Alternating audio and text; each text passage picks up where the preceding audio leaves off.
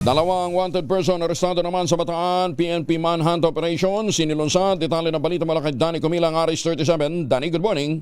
Matagumpay na naaresto ng Bataan Police Provincial Office sa pamumuno ni Colonel Marites Salvadora, Provincial Director, ang dalawang wanted person sa magkakaiwalay na manhunt operation na isinagawa sa lalawigan ng Bataan kahapon. Batay sa ulat kay Police Colonel Salvadora, nasa kote ng Samal Municipal Police Station ng mga tauhan ni Police Major Gary Lupian ang isang wanted person sa kasong resistance and disobedience upon an agent of person in authority sa Barangay Lalawigan sa Samal, Bataan. Kasunod na naaresto naman ng mga tauhan ni Orion Chief of Police, Police Major Bantay Jalman, ang isa pang wanted person dahil naman ito sa kasong estapa na nadakip ito sa Barangay Bilulo, Orion, Bataan.